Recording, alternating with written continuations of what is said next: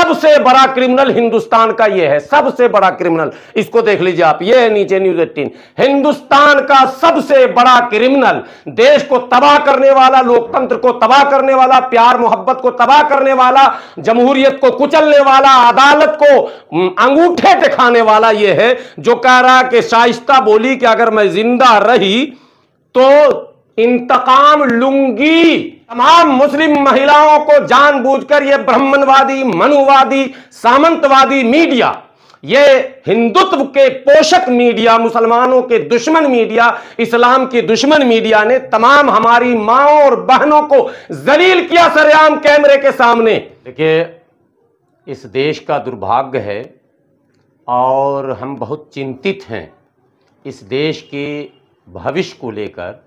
इसलिए चिंतित हैं कि अगर आम लोग, गिरोह पहले भी हुआ करता था, नक्सली भी हमारे यहाँ बहुत दिनों तक रहे हैं, कई क्षेत्र नक्सल से प्रभावित रहे हैं, कई राज्य प्रभावित रहे हैं, लेकिन वो एक ऐसी समस्या थी कि सरकार जब चाहे उससे निमट सकती थी। उसके कुछ डिमांड्स थे, कुछ उनका मांग है। आज भी सरकार अगर बैठ के बात कर लेगी तो वो मसला ख़त्म हो जाएगा। लेकिन आम लोग मजहब के नाम पर जो अब नई सोच जो डेवलप की हो रही है मजहब के नाम पर, और वो पूरी तरह से अलगाववादी सोच है, पूरी तरह से, जिसमें एक कम्युनिटी को हाशिए पर लगाने, ठिकाने लगाने की सोच पनप रही है।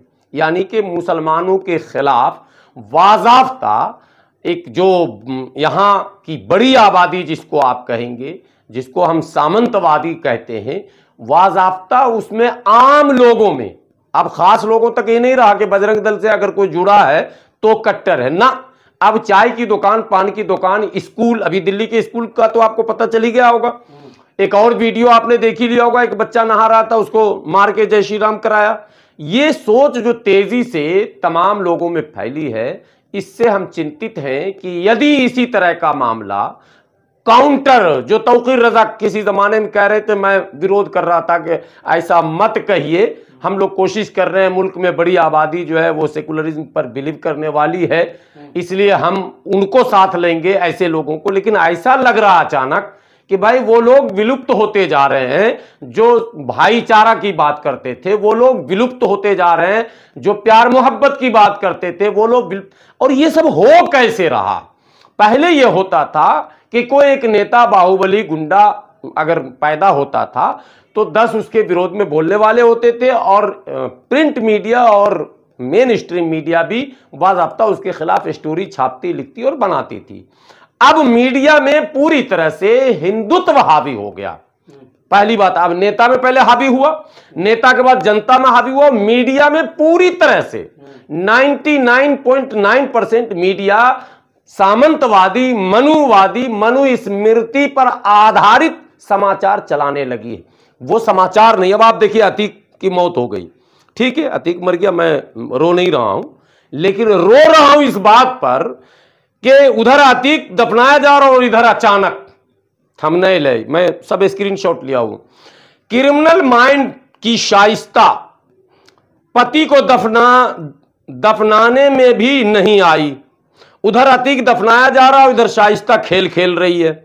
अतीक को देखने रोते हुए कब्रिस्तान आई। ये एक ही चैनल है, पहले चलाया कि नहीं आई, फिर चलाया आई, फिर चलाया नहीं आई, और फिर आज चला रहा नहीं आई, और अब चला रहा कि अगला टारगेट शाइस्ता। क्रिमिनल माइंड की शाइस्ता पति को दफनाने नहीं आई।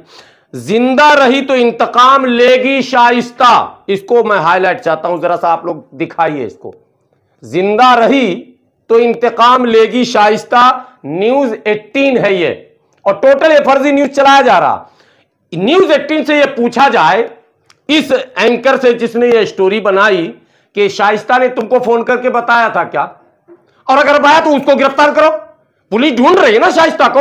अरे तो शाइस्ता तो न्यूज 18 में है, शाइस्ता तो न्यूज 18 के स्टूडियो में बैठी है, तभी तो ये कह रहा है ना।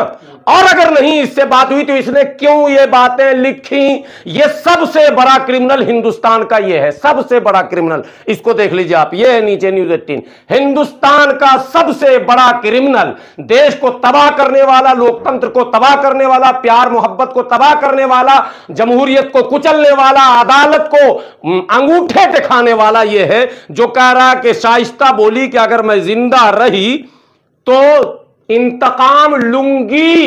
किससे कहा, कहां कहा, कब कहा? क्या उसका वीडियो ऑडियो न्यूज़ 18 के पास है? और अगर नहीं है तो फौरन इस पर एनएसए लगाकर, यूएपीए लगाकर ऐसे एंकर को गिरफ्तार किया जाना चाहिए। और सुनिए, ये जो चुप बैठे हैं ना जो लोग हमारे, ये आज नहीं बोल रहे तो बोलने के लायक इनकी नस्लें नहीं रहेंगी।